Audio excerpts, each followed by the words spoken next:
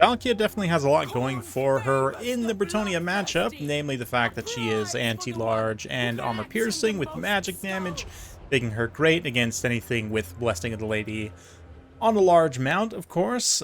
She's also got decent armor, and more importantly, counts as infantry size despite being flying and very fast, which is very important because, of course, paladins are ubiquitous for Bretonnia, very strong, and they do have an anti-large bonus, as do, like, Grail Knights and such, so it's really nice that she does count as infantry-sized. Anyway, this is from its current year. Submitted this replay quite some time ago. I've been sitting on it for a while, but it's time to bust it out. We've got Valkia here, and the Hell Cannon getting blasted by a nice comet. We've got the Summoners of Rage, Regiment of Renowned Dragon Ogres, bunch of Marauders, and Chaos Halberd Warriors in a bit of a defensive position here. Tzeentch Sorcerer, which is the utmost of heresy with Valkia, but still mechanically is very strong.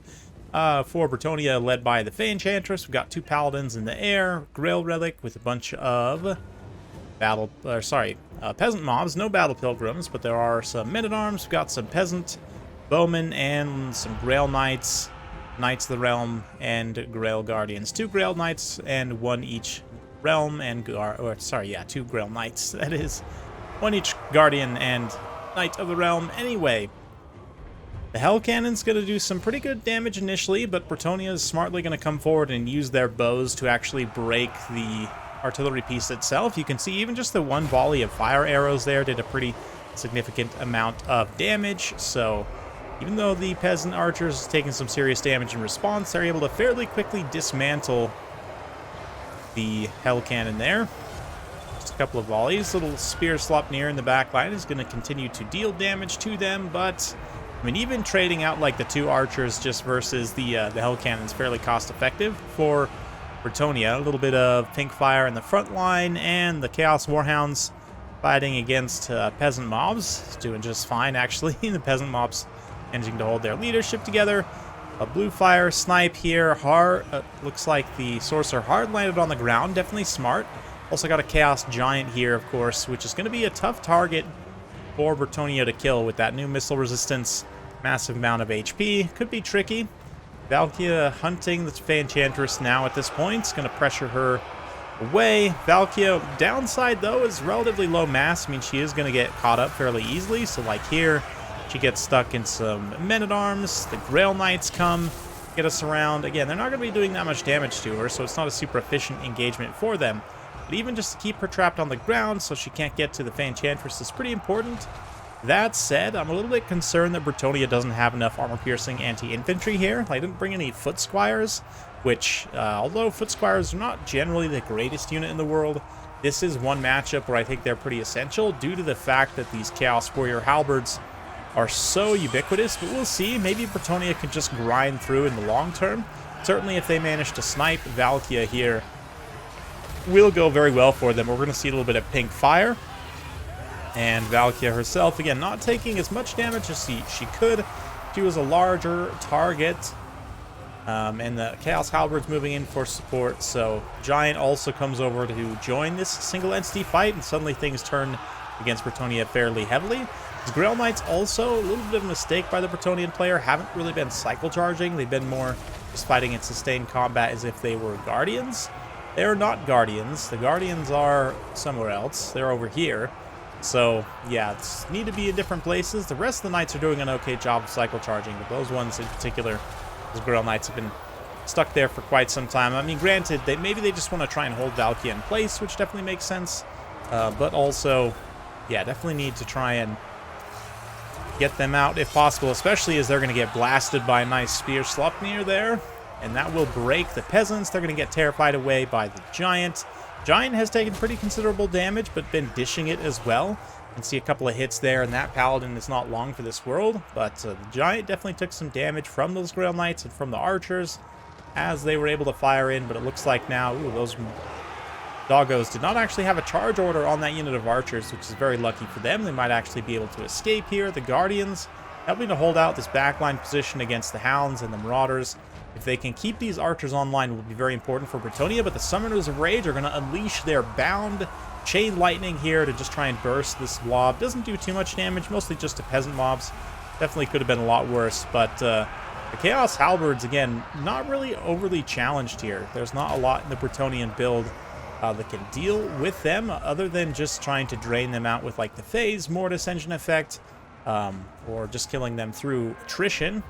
Right now, all of 4 of them are still pretty healthy. The rest of the Warriors of Chaos build, obviously, these Marauders getting caught out, absolutely sandwiched by Knights of the Realm there.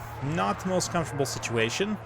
Valkia also has taken fairly considerable damage, which is part of what's weighing on this balance of power. If she goes down, obviously, then leadership issues will definitely start to show for the Warriors of Chaos, although there's no terror for Bretonnia. Of course, Bretonnia does have to pay quite a bit for any terror-causing units, like the Green Knight or a Hippogriff character. Although in this build, it might not have been that tough to maybe swap one of these Paladins out for Henri. Flying Henri, especially on his Griffin, or Hippogriff rather, can get some pretty good work done and also act as a little terror piece. A little bit tricky to try and bring Green Knight against Chaos Warriors because they have so much access to magic damage, especially with all the Tzeentch units now, just having it basically on demand with any Tzeentch mark, so it can be a lot trickier to use them. Summoners of Rage in this particular build have magic attacks, as obviously does the Tzeentch Sorcerer and Valkia, as we discussed. So yeah, definitely wouldn't bring the Green Knight for terror here, but Hippogriffs potentially. Even Hippogriff Knights actually might be decent for just blasting the Halberd units and bursting them down very quickly. You'd have to be very careful to protect such armor-piercing units from various threats, but historically at least they've been very good at bursting armored infantry, especially if you have like 2 of them charged from a couple different directions along with a Hippogriff character. It could burst down halberds in an absolute instant, but sometimes can be a little bit overkill. This engagement, though, looks pretty decent for Bretonnia. Yes, they're fighting like all anti-large AP units, which is definitely not ideal, but the Fey Enchantress is in here. Going to be providing that Mist of the Lady damage drain effect, and also debuffs the melee attack. Like these halberds are down to only 26. Obviously, 19 bonus versus large gets that much higher, but still extra 5% chance less to hit is pretty important. Not to mention the drain effect doing that little bit of chunk damage over time. You also see a Flesh to Stone here, giving some extra physical resistance to those Grail Guardians. They're not going to be taking any damage from the halberds in that time. Will Bretonnia be able to actually grind through? We'll see. The Fae is going to continue to use some magic here. It looks like an Earthblood there just to heal these units, top them back up, make sure they don't get routed off here. Looking in the distance, the Paladin is tangling with Valkia. I think she chased the one Paladin off, but the other Paladin's moving in to try and engage. I'm not sure that's the best engagement. I don't know if the Paladin will win that. It will come down to a little bit of RNG. But regardless, looks like one halberd is pretty much down. The Summoners of Rage also have taken fairly significant damage as well. The Giant, though, is still doing pretty well. Valkia also, once its current year notices the situation, yeah, just pops the Demon Shield, turns around, and is going to actually just take this engagement. Armor-piercing damage and better stats of Valkia will definitely allow her to just win this engagement outright, at least on paper, especially with that Demon Shield kind of denying a couple of critical attacks for the Paladin here. Paladin, lack of armor-piercing, lack of anti-infantry is going to lead him to be not very good in that particular engagement. So let's get back on over to the big blob battle with the cavalry and such. Another pink fire here, just some nice efficient AoE damage, and it's definitely one thing, the AoE damage of Bretonnia. I mean, the Fey Enchantress kind of blew both of her comets here. It didn't do a lot for them. It also didn't bring Dwellers Below, which I definitely would take over something like Flesh to Stone personally, just to give you more of a DPS option to, again, burst through like these Chaos Warrior Halberds, like one. It's not going to basically, it's not quite going to one-shot the Halberds, but it basically will get them down to almost dead. Speaking of being almost dead, the Fey Enchantress just gets whacked by the Giant here. A few unlucky successive hits is going to lead to her demise, along with the Paladin. That's going to very quickly cascade into army losses, and what was looking like maybe a long grind fight just immediately flips over due to the Giant's actions there. So yeah, got to make sure to be careful of the Fey Enchantress. She is, after all, just a squishy caster character, and something with high enough weapon strength like that Giant just absolutely pummels her. So definitely something to be aware of. Valkia also trading beautifully into those Paladins despite taking so much damage in the process. Also, I mean, as heretical as it is, the Zine Sorcerer does synergize very well with her, so definitely interesting to see. Summoners of Rage also do very well. Not a unit you see all the time, but in this particular matchup, the magic damage and anti-large AP makes them very good against Grail tier units, and we definitely saw that here. Giant, again, just absolute MVP. The Halberds also, one of them got almost 2,000 damage value. That's why you need something to deal with these guys, and just looking at Karma Sutra's build here, I'm not trying to be rude or anything, but I just don't see what is going to kill Chaos Halberd Warriors in this build.